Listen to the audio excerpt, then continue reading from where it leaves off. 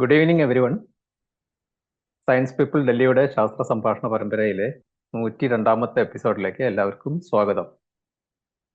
ഈ വർഷത്തെ നോബൽ സമ്മാനം പ്രഖ്യാപിച്ചപ്പോൾ എല്ലാവർക്കും, സയൻസിൽ വർക്ക് ചെയ്യുന്നവർക്ക് പോലും കൗതുകകരമായ ഒരു വാർത്തയാണ് ആദ്യം തന്നെ വന്നത്. Royal Swedish Academy of Sciences ഇത്തവണ ഫിസിക്സിന് നോബൽ സമ്മാനം പ്രഖ്യാപിച്ചിട്ടുള്ളത് artificial neural networks and machine ലേണിംഗ്സിൽ നടത്തിയ പഠനങ്ങൾക്കും കണ്ടുപിടുത്തങ്ങൾക്കുമാണ്. ഈ പുരസ്കാരം നേടിയത് ഫിസിസിസ്റ്റായ ജോൺ ജെ ഹോപ്ഫീൽഡ്, പിന്നെ കമ്പ്യൂട്ടർ സയന്റിസ്റ്റും കോഗ്നിറ്റീവ് സൈക്കോളജിസ്റ്റുമായ ജോഫ്രി എവറസ്റ്റ് ഹിൻടൺ എന്നീ ശാസ്ത്രജ്ഞരാണ്. AI പറ്റി ധാരാളം വാർത്തകൾ വന്നുകൊണ്ടിരിക്കുന്നു. പലരും ആവേശത്തോടെ അതിനെപ്പറ്റി സംസാരിക്കുന്നു. എന്നിരുന്നാലും എല്ലാവർക്കും AI പറ്റി പല ആശങ്കകളും കൂടിയുണ്ട്. ഇന്നത്തെ സംഭാഷണത്തിന് ഈ ഫീൽഡിൽ ഏറ്റവും എമിനന്റ് ആയിട്ടുള്ള ഒരാളെയാണ് നമുക്ക് കിട്ടിയിട്ടുള്ളത്. അദ്ദേഹത്തിന്റെ പേര് ഡോക്ടർ KP ഉണ്ണികൃഷ്ണൻ. അദ്ദേഹം നോബൽ പ്രൈസ് വിന്നറായ ഹോപ്ഫീൽഡിന്റെ ശിഷ്യനും അമേരിക്കയിലെ മിഷിഗണിലെ ആൻബറിലുള്ള AI സ്റ്റാർട്ടപ്പ് ആയ ന്യൂറോലേൺ എന്ന സ്ഥാപനത്തിന്റെ സഹസ്ഥാപകനും ശാസ്ത്രജ്ഞനും സർവോപരി മലയാളിയുമാണ്. തൃശ്ശൂർ അന്തിക്കാടാണ് അദ്ദേഹത്തിന്റെ സ്വദേശം. അദ്ദേഹത്തിനെ ഇന്റർവ്യൂ ചെയ്യുന്നത് അദ്ദേഹത്തിന്റെ സഹപാഠിയും സുഹൃത്തും ശാസ്ത്രജ്ഞനുമായ ഡോക്ടർ സുബ്രഹ്മണ്യനാണ്. രണ്ടുപേരെയും ഈ പരിപാടിയിലേക്ക് സ്വാഗതം ചെയ്യുന്നു. ഇത്തവണ IES പബ്ലിക് സ്കൂൾ ചിറ്റലപ്പള്ളിയിലെ കുറച്ച് കുട്ടികളും അവിടുത്തെ vice principal Mrs Beena S നായരും നമ്മുടെ കൂടെ ഉണ്ട്.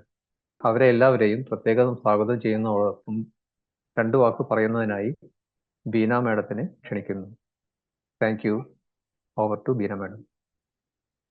Thank you so much, sir. Esteemed chief guest, the chief scientist and co-founder of eNeuralin USA, Dr. KP Unnikrishnan, sir, Dr. KP Subramanian, sir, dear teachers and beloved students. It's my pleasure and privilege to introduce our school to this August gathering here. The school is IES Public School Chitlapalli, Thrissur. It was established in the year 1994. We are now into the 31st year of its establishment. This school was established by a team of NRI educational visionaries, and it has its parent concern in Doha, Qatar. And it is one of the biggest school in Doha, Qatar as well. The school that started with around 500 students in the year 1994 has around more than 2,000 students as of now. We have classes from pre-KG to +2. Other than the school, IES Public School Chitlapalli, we have the IES Engineering College, IES Architectural College, IES Arts and Science College in the same campus. And we see to it that since its inception, we have made a place for ourselves among the CBSE school. In our school, we have students from all over the country and also from abroad. It's a residential school. And we see to it that the focus is on the holistic development of the student. Recently, we conducted the CBSE district Kalolsav in our school with more than 6,000 students and 72 schools who participated in various events. And we also had recently the satellite making workshop that was conducted by the scientists from ISRO, and Dr. KP Subramanian sir was also a part of it. And we have also won a lot of laurels for our schools. Even at the national level, CBSE has identified IES Public School as one of the best schools in sanitary care. Not only that, tomorrow we are going to receive one of the very prestigious award conferred by the Private Schools Association, Federation of Private Schools, for our academic achievement. We have our school is on 47 acres of land, and we have ATL lab in our school. Other than that, we are following the SDG goals from its to its core, and a lot of activities are conducted to promote the SDG goals as well. all these achievements, we have a plethora of achievements, and all these achievements is because of the sincere and tireless efforts put in by the management that comprises of 88 members. And we have the principal, teaching and non-teaching staff, and about all the students who show a lot of interest in all the activities that is conducted for the holistic development of our students. So thank you, sir, for choosing our school to be a part of this meritorious program. And we would like to get to know more all the information that will be passed today at the meeting. Thank you so much for giving us a chance to speak in this session. Thank you so much. Over to Subramania, sir. Thank you, madam. Thank you for wonderful introduction of your school. ഞാൻ മലയാളത്തിൽ സംസാരിക്കാം. മലയാളം ആണ് ഈ science ഫോറത്തിന്റെ medium. അത് മലയാളത്തിൽ സംസാരിക്കാൻ ശ്രമിക്കാം. ഫസ്റ്റ് ഓഫ് ഓൾ എനിക്ക് വളരെ സന്തോഷമുള്ള ഒരു ദിവസമാണ് ഇന്ന്. കാരണം കൂടെ ഇരിക്കുന്നത്, അല്ലെങ്കിൽ ഞാൻ കൂടെ ഇരിക്കുന്നത് എൻ്റെ ക്ലാസ്മേറ്റിന്റെ കൂടെയാണ്, ഉണ്ണികൃഷ്ണൻ. ഞങ്ങൾ 3 കൊല്ലം ഒരുമിച്ച് സെന്റ് തോമസിൽ പഠിച്ച ആൾക്കാരാണ്. ആ ബാച്ചില് പലരിലും ഞങ്ങൾ രണ്ടുപേരും എന്തായാലും ഫിസിക്സ് തന്നെയാണ് തുടർന്നത് റിസർച്ച് ലെവലില്. ഞാൻ ഫിസിക്സിൽ തന്നെ നിന്നു. ഉണ്ണി, ആസ് യു ക്യാൻ സീ, കൂടുതൽ മേച്ചിൽപ്പുറങ്ങൾ തേടി ഇപ്പൊ AIയിൽ എത്തിയിട്ടുണ്ട്. അത് വളരെ സന്തോഷകരമായുള്ള ഒരു കാര്യമാണ്. അപ്പൊ ഡിസ്കഷൻ എന്ന് പറഞ്ഞു കഴിഞ്ഞാൽ ഞാൻ ഉദ്ദേശിക്കുന്നത് സ്കൂൾ കുട്ടികൾക്ക് മനസ്സിലാവുന്ന രീതിയിലേക്ക് ഈ സബ്ജക്റ്റിനെ എങ്ങനെ മെരുക്കി അവർക്ക് മനസ്സിലാവുന്ന ഭാഷയിലെ കൺസെപ്റ്റ്സ് എങ്ങനെ അവർക്ക് പറഞ്ഞു കൊടുക്കാം എന്നുള്ളൊരു ശ്രമമാണ് ചെയ്യുന്നത്. അപ്പൊ ആദ്യം തന്നെ ഒരു നോബൽ പ്രൈസിന്റെ ഒരു യൂഫോറിയ ഉണ്ട് ഇപ്പോ. അപ്പൊ ആ ഒരു പെർസ്പെക്റ്റീവിൽ എങ്ങനെ കാണണം എന്നുള്ളതിനെ പറ്റിയിട്ട് അത് ഞാൻ ചിന്തിച്ചപ്പോ ഞാൻ ജസ്റ്റ് നോക്കിയായിരുന്നു. കഴിഞ്ഞ 4-5 വർഷത്തെ Nobel prize variety of identifying great works Nobel prize committee 2019 I think planetary science, exoplanet എന്നൊക്കെ പറഞ്ഞിട്ടുള്ള മേഖലകളിലാണ് കിട്ടിയിരിക്കുന്നത് നോബൽ പ്രൈസ്. കോവിഡ് ഇയറിൽ 2020 റോജർ പെൻറോസിനാണ്, is a mammoth figure in physics. പുള്ളിക്കാണ് കിട്ടിയിരിക്കുന്നത് black hole, connecting general theory of relativity to black hole, അതിനാണ് കിട്ടിയിരിക്കുന്നത്. 21 ആയപ്പോഴേക്കും ഗ്ലോബൽ വാർമിംഗ്, അതിന്റെ ക്ലൈമറ്റ് മോഡലിംഗ്, അതിന്റെ കൂടെ തന്നെ നോൺ ലീനിയർ ഡൈനാമിക്സ്, കയോസിലും ഒരു പാർട്ട് കൊടുത്തതായിട്ട് കാണുന്നുണ്ട്. കഴിഞ്ഞ കൊല്ലത്തെ വളരെ വളരെ ആകാംക്ഷയോടെ ഞങ്ങളുടെ, കാരണം ഞങ്ങളുടെ ലാബില് PR-ലൊക്കെ ഒരുപാട് നടക്കുന്ന വർക്കാണ് എൻടാങ്കിൾമെന്റ് ഓഫ് ഫോട്ടോൺ മുതലായ കാര്യങ്ങൾ, അതിലാണ് കിട്ടിയിരിക്കുന്നത്. പിന്നെ കഴിഞ്ഞ കൊല്ലം ആണെങ്കിൽ അറ്റോസെക്കൻഡ്, അതും ഞങ്ങളുടെ ഗ്രൂപ്പിൽ തന്നെ പറയാം. ഞാൻ വർക്ക് ചെയ്തിരുന്ന അറ്റോമിക് ആൻഡ് മോളിക്കുലർ ഫിസിക്സ് ഗ്രൂപ്പില് അറ്റോസെക്കൻഡ് ഫിസിക്സ് ഒക്കെ പഠിക്കുന്ന wave packet evolution during chemical evolution, chemical reactions, അതൊക്കെ പഠിക്കുന്ന സ്ഥലമാണ് ഞങ്ങളുടെ. അപ്പോൾ ഞങ്ങൾക്ക് വളരെ ആവേശകരമായിട്ടുള്ളതായിരുന്നു. വീണ്ടും ഇക്കൊല്ലായപ്പോഴേക്കും അലൈഡ് സയൻസ്, ഞാൻ so-called allied science, there may be 2 opinions about that. കാരണം ഹാർഡ് കോർ ഫിസിക്സ് ആണോ എന്ന് അറിയില്ല. ഫിസിക്സുകാരെ എന്നെ പോലുള്ളവരെ അങ്ങനെയല്ല പറയാ, ഹാർഡ് കോർ ഫിസിക്സ് അല്ല. ഒരു ഉദാഹരണം പറയുകയാണെങ്കിൽ 1980s പോൾ ക്രൂട്സിന് ഓസോൺ ഹോൾ കണ്ടുപിടിച്ചതിന് കെമിസ്ട്രിയിൽ നോബൽ പ്രൈസ് കിട്ടിയിരിക്കുന്നത്. കാരണം സൊസൈറ്റൽ ഇമ്പാക്ട് നോക്കിയിട്ടും it is very worth also, quite worth, there is no argument about that. ഇക്കൊല്ലത്തെ പ്രൈസും അതേപോലെ ഇത് very much deserving, wonderful work, wonderful foundation they have made. അതിനെ പറ്റിയിട്ട് സംസാരിക്കാനാണ്. അപ്പൊ ഉണ്ണിയോട് ആദ്യം എനിക്ക് പറയാനുള്ളത്, to put things in this perspective, ഇപ്പോഴത്തെ what is the kind of upbeat mood in your fraternity and who is John Hopfield, whom you know so well. അതിന് അങ്ങനെ നമുക്ക് സ്റ്റാർട്ട് ചെയ്യാം. ഉണ്ണി, ഓവർ ടു യു. സുബ്രഹ്മണ്യനെ ഞാൻ ഇത് ഈ ഫോറത്തില് 1 കൊല്ലം മുമ്പോ 1.5 കൊല്ലം മുമ്പറ്റേ ഉണ്ടായിരുന്നു. അന്ന് സുബ്രഹ്മണ്യൻ എന്റെ ഹോസ്റ്റ് ആയിരുന്നു. ഇപ്പോ സുബ്രഹ്മണ്യൻ, ഞാൻ സുബ്രഹ്മണ്യൻ ആനക്കാരൻ എന്നുള്ള ഒരു നിലയ്ക്കാണ് നമ്മൾ തുടങ്ങാൻ പോണേ. അതെ സുബ്രഹ്മണ്യൻ എന്ത് പറഞ്ഞാലും ഞാൻ അനുസരിക്കാൻ നോക്കും. അപ്പോ AI എന്ന് പറഞ്ഞ് ഞാൻ അന്തികേട്ടുകാരനാട്ടോ, തൃശ്ശൂരടുത്ത്. അപ്പോ അന്തിക്കാട് ഇവിടെ നടക്കണ പോലെ ഇവിടെ ഞാൻ അമേരിക്കയിലെ ലോസ് ആഞ്ചലസിനടുത്തുള്ള ഒരു സ്ഥലത്താണ് താമസിക്കുന്നുണ്ട്, ഇംഗിൾവുഡ് എന്ന് പറഞ്ഞിട്ട്. നമ്മുടെ റൂട്ടിൽ കൂടെ നടക്കുന്ന ആരോടും എ ഐ എന്ന് പറഞ്ഞിട്ടുണ്ടെങ്കിൽ എ ഐനെ പറ്റിയിട്ടുള്ള ഒരു അഭിപ്രായം ഉണ്ടാവും. അതായത് ഇതുപോലെ മനുഷ്യ സമൂഹത്തിൽ ഇറങ്ങി വന്ന വേറെ ടെക്നോളജീസ് അപൂർവമാണ്. അല്ല, ഇപ്പൊ ഈ ഇന്റർനെറ്റ്, വെബ് എന്നൊക്കെ പറഞ്ഞിട്ടുണ്ടെങ്കിൽ ഇഷ്ടം പോലെ ഉണ്ട്. അപ്പോ അതിന്റെ ടെക്നോളജി ഡെവലപ്പ് ചെയ്തതിന് ജോൺ ഹോപ്ഫീൽഡ്, ജെഫ് ഹിൻറ്റൺ എന്ന രണ്ടുപേർക്ക് ഫിസിക്സിൽ നോബൽ പ്രൈസ് കിട്ടുക എന്ന് പറഞ്ഞിട്ടുണ്ടെങ്കിൽ അത് വളരെ ഒരു നല്ല കാര്യമാണ്. കെമിസ്ട്രിയിലെ 2 നോബൽ പ്രൈസ് കിട്ടിയതും എ ഐക്കാണ് കേട്ടോ ഈ കൊല്ലം. എ ഐ കൊണ്ട് പ്രോട്ടീൻ ഫോൾഡിങ്, പ്രോട്ടീൻ ജനറേഷൻ അങ്ങനെയുള്ളതൊക്കെ ചെയ്തത്. അതായത് ഇപ്പൊ ഞാൻ സുബ്രഹ്മണ്യം എന്നൊക്കെ പറഞ്ഞാൽ ഞങ്ങള് ഫിസിസിസ്റ്റ് ആണ്. അപ്പൊ ഞങ്ങൾക്ക് ഇതൊരു വലിയ കാര്യമാണ്. പ്രത്യേകിച്ച് എനിക്ക് ഈ എ ഐ എന്നുള്ള ഫീൽഡില് ഫിസിക്സിൽ നോബൽ പ്രൈസ് കൊടുക്കാൻ അവർ തീരുമാനിച്ചത്. അപ്പൊ ഞാനിപ്പോ ഇത് പിള്ളേർക്ക് വേണ്ടിയിട്ടുള്ളതാണ്. പിള്ളേരെ, ഇതുവരെ ഒരു സംശയം ഉണ്ടായിരുന്നു, ഈ എ ഐ പോലെയുള്ള കാര്യങ്ങൾ ഫിസിക്സിൽ പെട്ടതാണോ എന്നുള്ള ഒരു ചോദ്യം ഉണ്ടായിരുന്നു.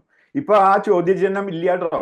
ചോദ്യചിഹ്നം മാറി. ഫിസിക്സിൽ നോബൽ പ്രൈസ് കിട്ടിയത് എ ഐക്കാണ്. അപ്പൊ എ ഐ എന്ന് പറയണമെങ്കിൽ ഫിസിക്സിന്റെ ഭാഗമാണ്. അപ്പൊ നിങ്ങൾ ഫിസിക്സ് പഠിച്ചോളൂ, എന്നിട്ട് എ ഐക്ക് കയറാം. അതുപോലെ സുബ്രഹ്മണ്യ.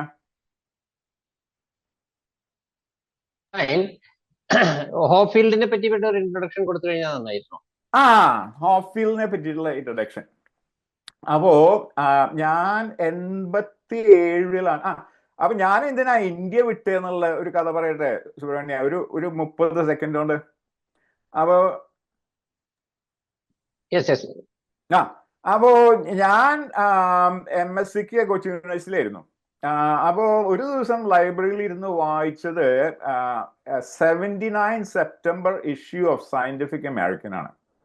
അപ്പൊ അത് ബ്രെയിൻ എന്നുള്ള സബ്ജക്റ്റിലായിരുന്നു. അപ്പൊ അതിൽ പ്രത്യേകിച്ച് ഒരു ആർട്ടിക്കിൾ ഉണ്ടായിരുന്നു, ഫ്രാൻസിസ് ക്രിക്കിന് അങ്ങോട്ടും നോബൽ പ്രൈസ് കിട്ടിയതായിരുന്നു. ഒരു ഫിസിസിസ്റ്റ്, മോളിക്കുലർ ബയോളജിയിൽ വന്നിട്ട് വാട്സൺ ആൻഡ് ക്രിക്ക് ഒക്കെ ചെയ്ത മനുഷ്യനാണ്.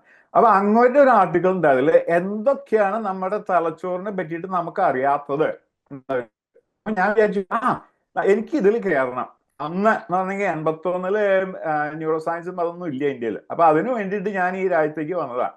പക്ഷെ ഫിസിക്സ് ഡിപ്പാർട്ട്മെന്റിലായിരുന്നു. അത് കഴിഞ്ഞിട്ട് എൻ്റെ PhD കഴിഞ്ഞപ്പോൾ ഒന്നുമില്ലെങ്കിൽ എനിക്ക് എക്സ്പെരിമെന്റൽ ന്യൂറോ സയൻസിൽ പോകുമായിരുന്നു. അല്ലാന്നുണ്ടെങ്കിൽ അന്നാണ് ഈ ജോൺ ഹോപ്ഫീൽഡിന്റെ വർക്ക് ചെയ്തിട്ട് ഫിസിക്സിൽ അങ്ങൊരു പ്രസിഡന്റായി ഇരിക്കുകയാണ്. അപ്പൊ അങ്ങൊരു കൂടെ ജോലി ചെയ്യാനുള്ള ഒരു അവസരം കിട്ടി. അപ്പൊ ഞാൻ വിചാരിച്ചു ബാക്കിയുള്ളതൊക്കെ അവിടെ ഇരിക്കട്ടെ, ഞാൻ അങ്ങോട്ട് കൂടെ പോകും. വളരെ ഒരു നല്ല മനുഷ്യൻ കേട്ടോ, വളരെ നല്ല മനുഷ്യൻ എന്ന് പറഞ്ഞെങ്കിൽ എൻ്റെ വീട്ടില് ഒരു 50 പ്രാവശ്യമെങ്കിലും ഊണ് കഴിക്കാൻ വന്നിട്ടുണ്ട്. അപ്പോ അങ്ങനെ അടുത്തറിയണ ഒരു മനുഷ്യനാണ്. ഒരു 10-50 പിള്ളേർക്കെങ്കിലും PhD കിട്ടിയിട്ടുണ്ട്.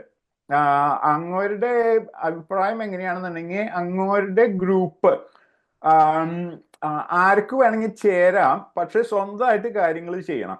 അങ്ങോരുടെ ഇപ്പൊ ഞങ്ങൾ ഈ സയന്റിസ്റ്റ് ഒക്കെ എങ്ങനെയാണെന്നുണ്ടെങ്കിൽ ഒരു പേപ്പർ എഴുതിയിട്ടുണ്ടെങ്കിൽ അതിന്റെ കൂടെ ഒരു 5-8 പേരുടെ പേര് വെക്കും. അങ്ങോരുടെ പോളിസി എങ്ങനെയാണെന്നുണ്ടെങ്കിൽ അങ്ങോര് 50% കൂടുതൽ ആ പേപ്പറിൽ കോൺട്രിബ്യൂട്ട് ചെയ്യാൻ മാത്രമേ അങ്ങോരുടെ പേര് വെക്കുള്ളൂ. അങ്ങനെ വളരെ ഒരു എത്തിക്കൽ ആയിട്ടുള്ള ഒരു സയന്റിസ്റ്റ് ആണ്. രണ്ടാമത് പറയാനുള്ളത്, ഇപ്പോ പണ്ട് ഇപ്പൊ ഈ സുബ്രഹ്മണ്യം പറഞ്ഞ പോലെ ഫിസിക്സുകാര് ബയോളജിയിലേക്ക് പോകാറില്ല. ഇപ്പൊ ഈ ഫ്രാൻസിസ് ക്രിക്ക് അങ്ങനെയുള്ള ആൾക്കാര് ഫിസിക്സിൽ നിന്ന് മോളിക്കുലർ ബയോളജിയിലേക്ക് വന്നു കേട്ടോ. എന്നിട്ട് മോളിക്കുലർ ബയോളജി ചേഞ്ച് ചെയ്തു. പക്ഷേ ഈ ഹോപ്ഫീൽഡ് ബയോളജിയിൽ ഇത് മാത്രമല്ലാണ്ട് പിന്നെ 1-2 കാര്യങ്ങൾ ചെയ്തിട്ടുണ്ട്.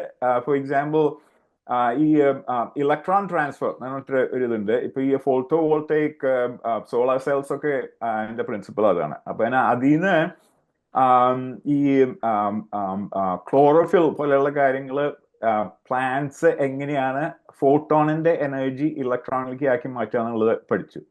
അത് കഴിഞ്ഞിട്ട് വേറൊരു പ്രധാനപ്പെട്ട കാര്യം ചെയ്തത് എന്താണെങ്കിൽ ഈ DNA എന്നുള്ളൊരു അതാണല്ലോ നമ്മുടെ ഇൻഫർമേഷൻ മുഴുവൻ സ്റ്റോർ ചെയ്തേക്കണേ. അതിന്ന് കാര്യങ്ങള് RNA-യിലേക്ക് ട്രാൻസ്ലേറ്റ് ചെയ്തിട്ട് അതുകൊണ്ട് പ്രോട്ടീൻസ് ഉണ്ടാക്കുമ്പോൾ വളരെ കുറച്ച് എറേഴ്സേ ഉള്ളൂ. അതെങ്ങനെയാന്ന് ഇങ്ങോട്ട് പഠിച്ചിട്ട് സുബ്രഹ്മണ്യ ഫിസിക്സിൽ എങ്ങനെയാണെന്നുണ്ടെങ്കിൽ ഇതൊരു ഡൈനാമിക് ഇക്വിലിബ്രിയത്തിലാണ് ഈ മദർ നേച്ചർ ഇത് ട്രാൻസ്ക്രൈബ് ചെയ്യണേ. അത് കാരണം ഇതിന്റെ എറർ റേറ്റ് വളരെ കുറവാണ്, അല്ലാണ്ട് ഒരു സ്റ്റാറ്റിക് ഈക്വിലിബ്രിയത്തിലല്ല ചെയ്യണേ. അത് കഴിഞ്ഞിട്ടാണ് അങ്ങോർക്ക് നമ്മുടെ തലച്ചോറ് എങ്ങനെയാണെന്ന്, നമ്മളെ തലച്ചോറല്ല, അങ്ങൊരു ചെറിയ പുഴുവിനെയാണ് ആദ്യം പഠിച്ചു തുടങ്ങിയത്. അന്ന് പഠിക്കണം എന്ന് തോന്നി. അതാണ് ഇപ്പൊ ഈ ന്യൂറൽ നെറ്റ്വർക്ക് ആയിട്ട് മാറിയിട്ട് പിന്നെ ഇപ്പോ AI എന്നുള്ളതാക്കിയിട്ടുണ്ട്. അങ്ങോർക്ക് മുമ്പും ന്യൂറൽ നെറ്റ്വർക്ക്സ് ഉണ്ടായിരുന്നു കേട്ടോ. അതായത് ഓരോരുത്തര് അതും ഇതൊക്കെ മോഡലിങ്ങും അതും ഇതൊക്കെ ഉണ്ടായിരുന്നു.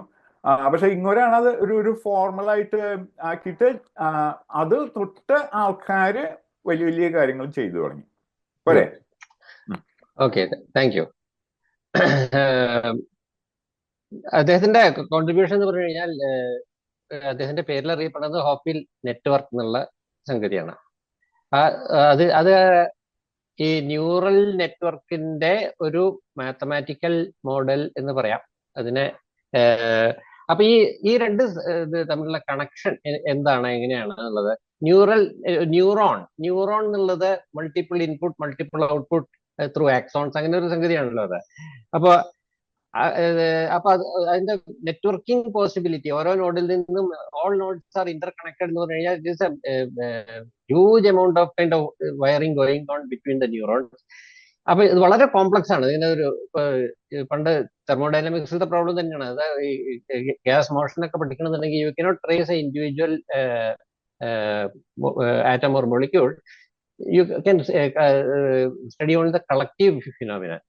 അപ്പൊ ആ ഒരു റോഡ് മാപ്പ് അദ്ദേഹം എങ്ങനെ ഉണ്ടാക്കി എന്നുള്ളതൊന്ന് കുട്ടികൾക്ക് മനസ്സിലാവുന്ന രീതിയിൽ എന്ന് പറഞ്ഞ് മനസ്സിലാക്കി കൊടുക്കാമെന്ന്.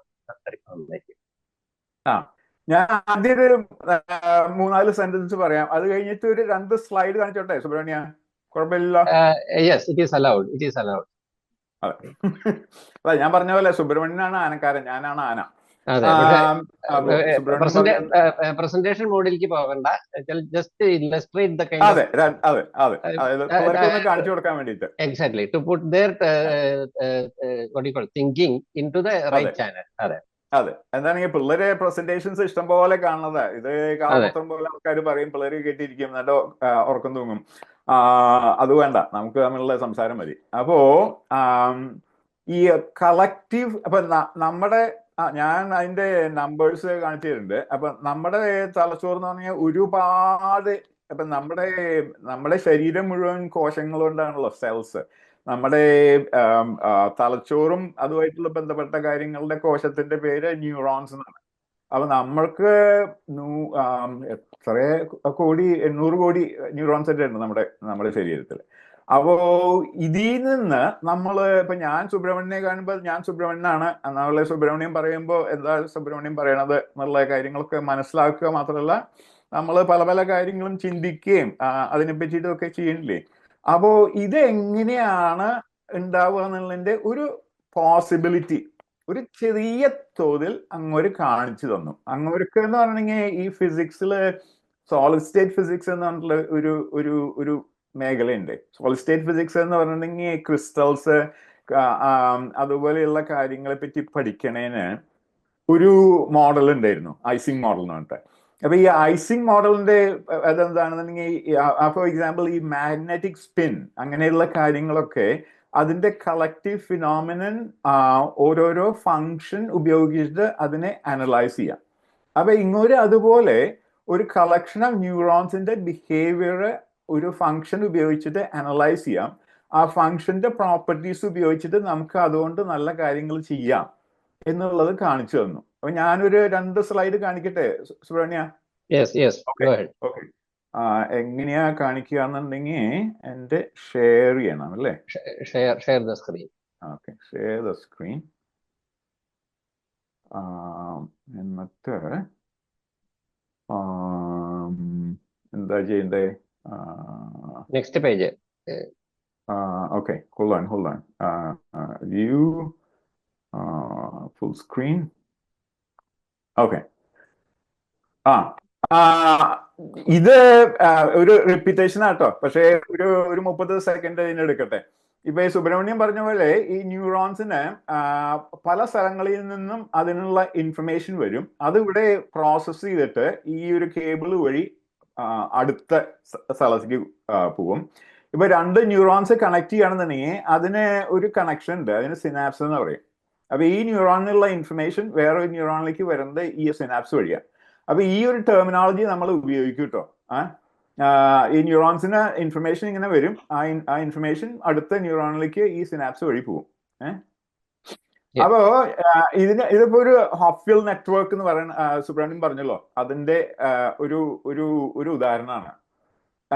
ഈ 1, 2, 3 എന്നൊക്കെ കാണിച്ചെങ്കിൽ ന്യൂറോൺസ് ആണ്. അപ്പൊ ഈ ന്യൂറോൺസിന്റെ ഔട്ട്പുട്ട് ഇങ്ങനെ പോകുന്നു. ആ ന്യൂറോൺസ് അടുത്തുള്ള ന്യൂറോൺസ് ഒക്കെ ആയിട്ട് കണക്ട് ചെയ്യുമ്പോൾ ഇതിന്റെ ഡൈനാമിക്സ് എങ്ങനെയാ വരിക എന്ന് ഇങ്ങോട്ട് കാണിച്ചു തന്നു. അപ്പൊ ഇത് നമുക്ക് നോക്കണ്ട, ഇവിടെ നോക്കുകയാണെന്നുണ്ടെങ്കിൽ ഇപ്പൊ ഈ ന്യൂറൽ നെറ്റ്വർക്കിന്റെ ഉള്ളിൽ നമ്മൾ ഇങ്ങനെ ചില കാര്യങ്ങൾ പഠിപ്പിച്ചു നിൽക്കുക. എന്നിട്ട് നമുക്ക് ഇങ്ങനെ ഒരു ഇൻപുട്ട് കൊടുക്കുകയാണെന്നുണ്ടെങ്കിൽ അത് സമയം കഴിയുമ്പോൾ, ഇപ്പൊ ഈ ഡൈനാമിക്സ് എന്ന് പറഞ്ഞാൽ എന്താ? ഡൈനാമിക്സ് എന്ന് പറഞ്ഞിട്ടുണ്ടെങ്കിൽ ടൈം എവല്യൂഷൻ ഓഫ് ബിഹേവിയർ, അല്ലെങ്കിൽ time evolution of A system. ഇതിന്റെ സമയം കഴിയുമ്പോൾ, അതായത് 34 സെക്കൻഡ് കഴിഞ്ഞു നോക്കിയാൽ ഇത് ഒരു കുറേശ്ശെയായിട്ട് ഈ 3 എന്നുള്ള ഇത് വന്നു തുടങ്ങി. 65 സെക്കൻഡ് ആയപ്പോഴേക്കും ഈ 3 എന്നുള്ളതാണ് ഈ കാണിച്ചത്. ഈ വളരെ ഇതായിട്ടുള്ളത് 3 എന്നുള്ളതാണ് നമ്മൾ കാണിച്ചിരുന്ന ഈ നെറ്റ്വർക്ക് നമുക്ക് പറഞ്ഞു തരും.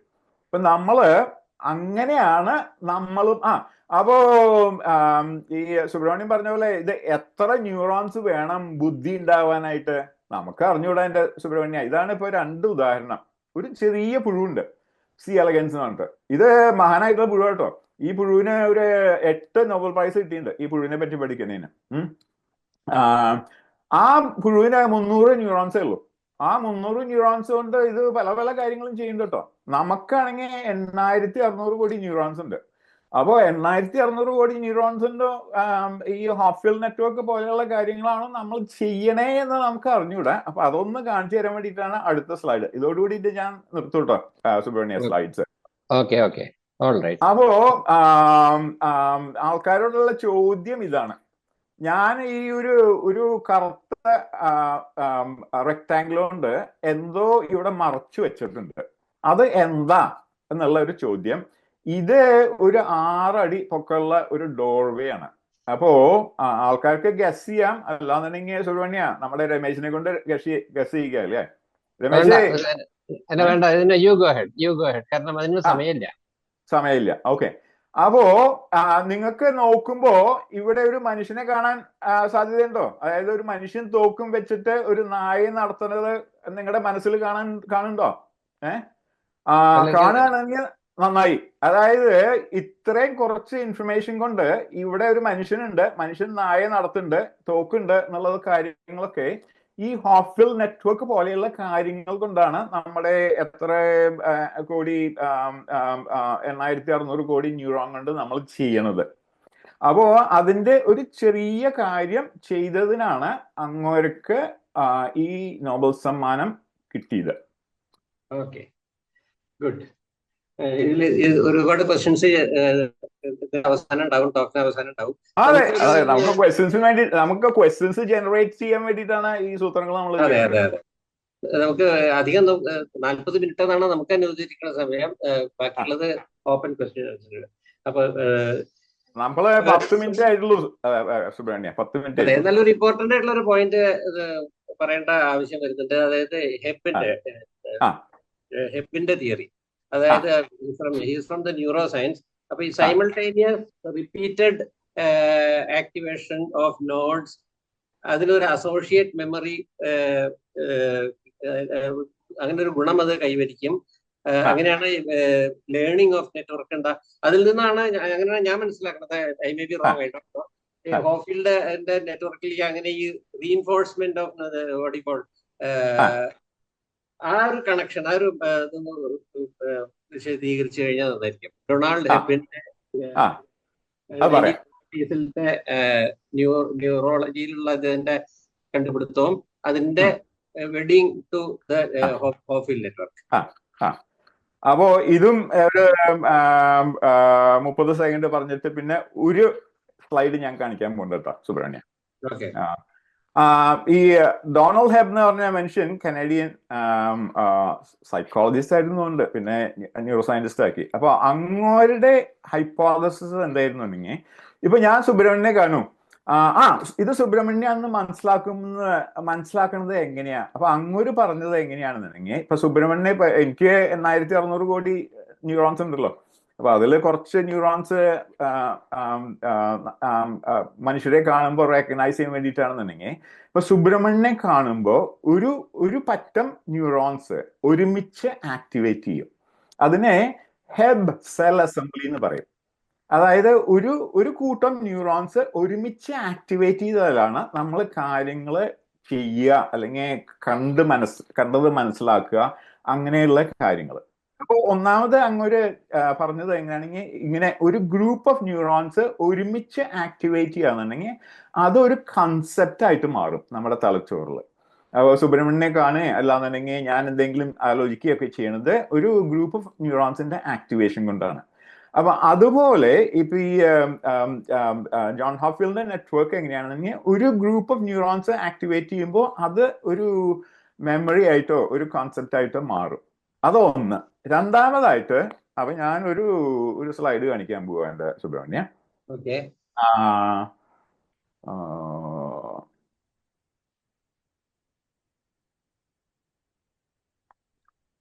രണ്ടാമതായിട്ട് എന്താണെന്നുണ്ടെങ്കിൽ, ഈ ഹെബിന്റെ ഒരു റൂൾ ഉണ്ട്, ഹെബ് റൂൾ എന്ന് പറഞ്ഞിട്ട്. ഇതെന്താ എനിക്ക് പറ്റാതെ നോട്ടെ.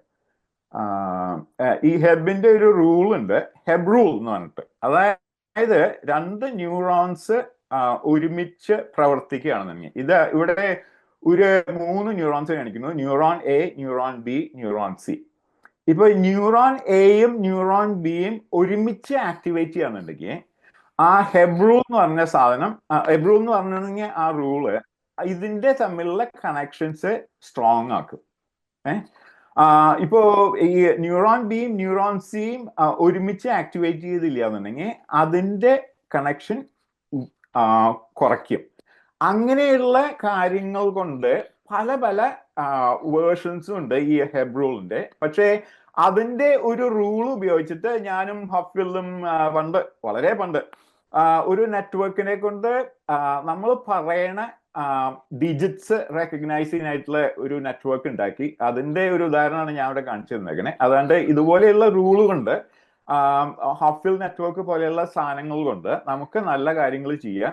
ഇവിടെ 1388904 എന്ന് ഒരു മനുഷ്യൻ പറയുമ്പോൾ, ആ നെറ്റ്വർക്കിന്റെ ഔട്ട്പുട്ട് നോക്കുകയാണെങ്കിൽ 1388904 എന്ന് നമുക്ക് ഡിക്കോഡ് ചെയ്യാൻ പറ്റും. അപ്പൊ ഈ ഹെബ് നല്ല നല്ല കാര്യങ്ങൾ ചെയ്തുകൊണ്ട് അതിന്റെ ഒരു പ്രാക്ടിക്കൽ ഇംപ്ലിമെന്റേഷൻ ആണ് ഹോപ്ഫീൽഡിനെ പോലെയുള്ള ആൾക്കാർ ചെയ്തത് എന്റെ സുബ്രഹ്മണ്യ. Good, thank you. അടുത്ത പോയിന്റ് നമുക്ക് ഡൈനാമിക്സിലേക്ക് കിടക്കാൻ പറ്റുമോ അറിയില്ല. അത് കുറച്ച് ഈ ലെവലിൽ അത് കൂടുതൽ സങ്കീർണമാകുമെന്ന് അറിയില്ല.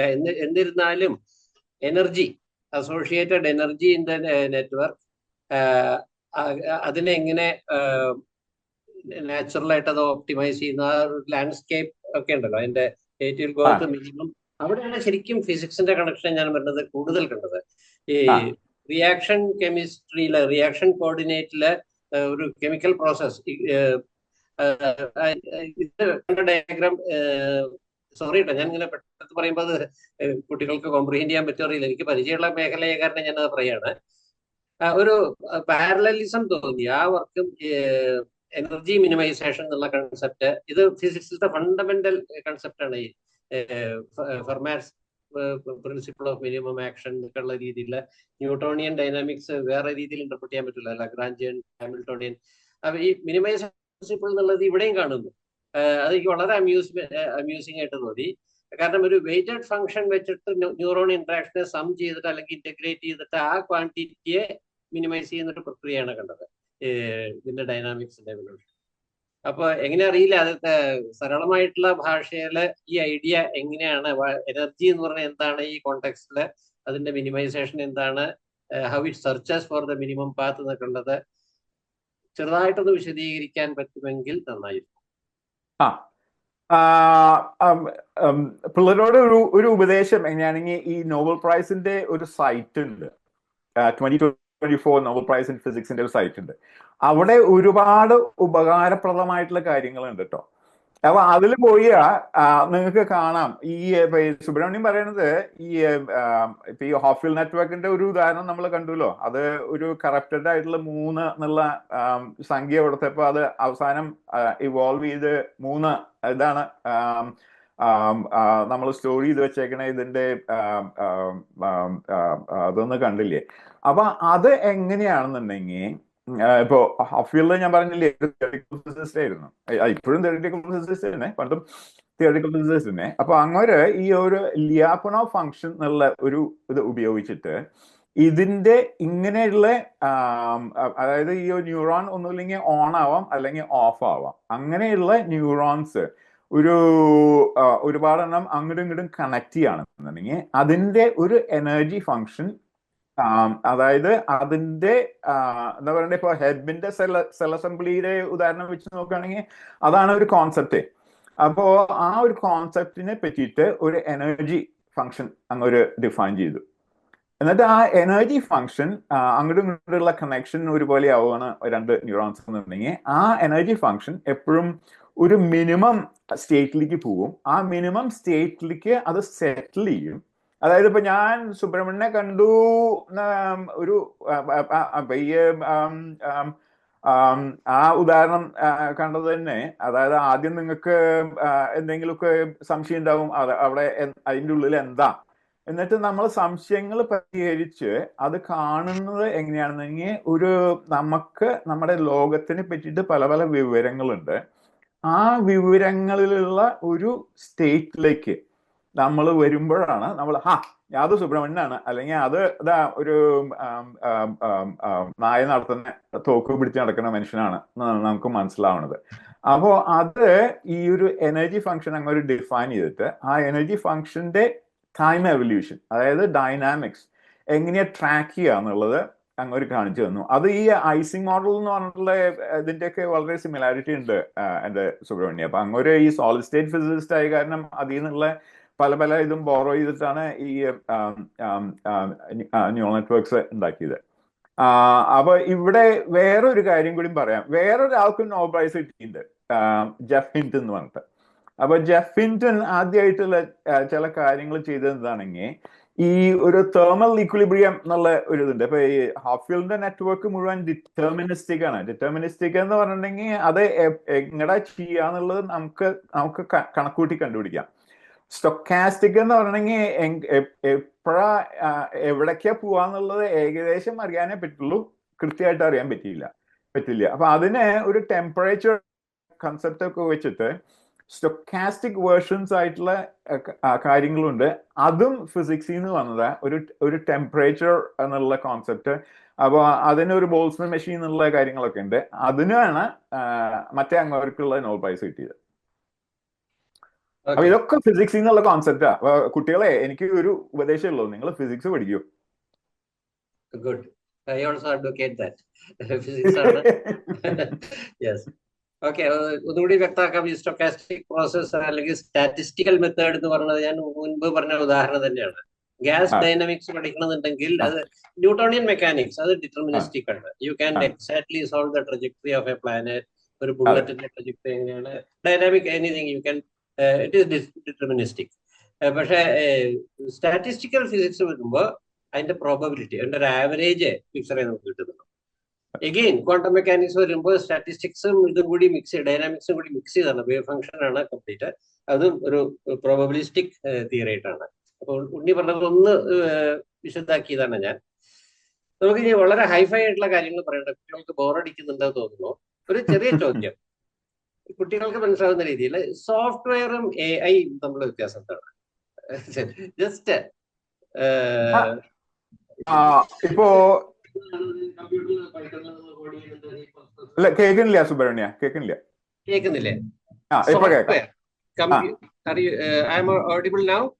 അതെ, ഓഡിബിൾ ആണ്.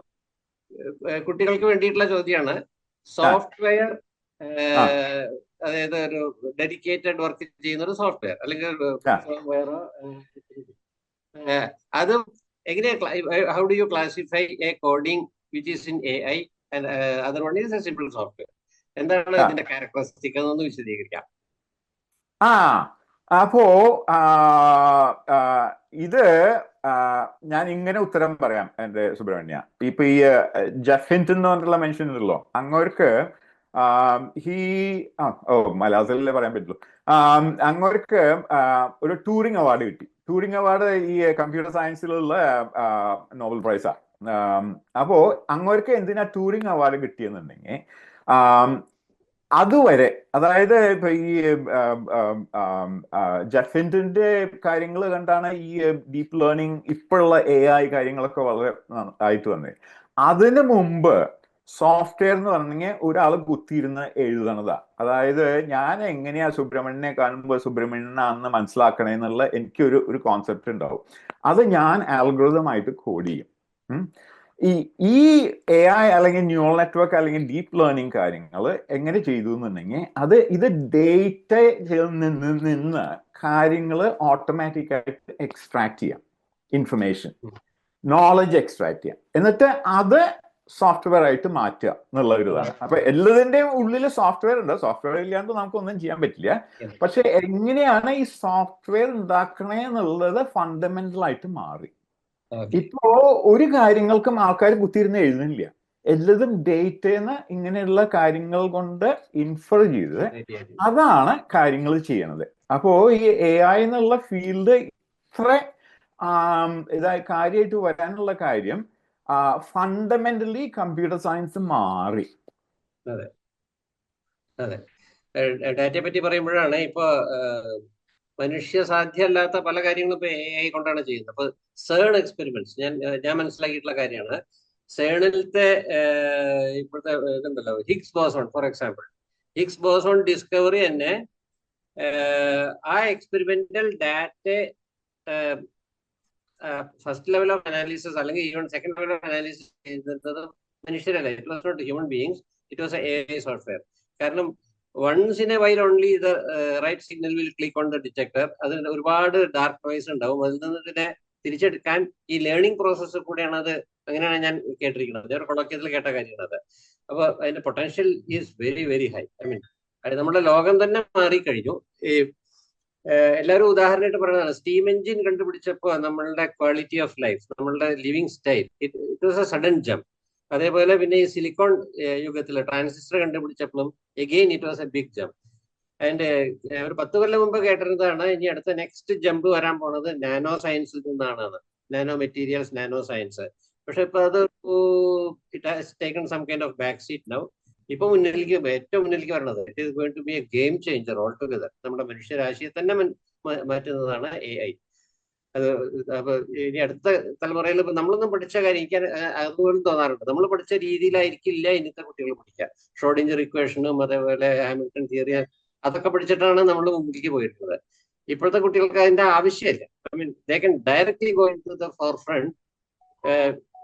ഒരു വലിയൊരു പിരമിഡിന്റെ മുകളിലാണ് അവർ നിൽക്കുന്നത്. ആ രീതിയിൽ എനിക്ക് ഇതിനെ പറ്റി തോന്നാറുണ്ട്. എനിവേ സോറി, ഞാനല്ല പ്രസംഗിക്കേണ്ടത്, ഉണ്ണിയാണ് പ്രസംഗിക്കേണ്ടത്.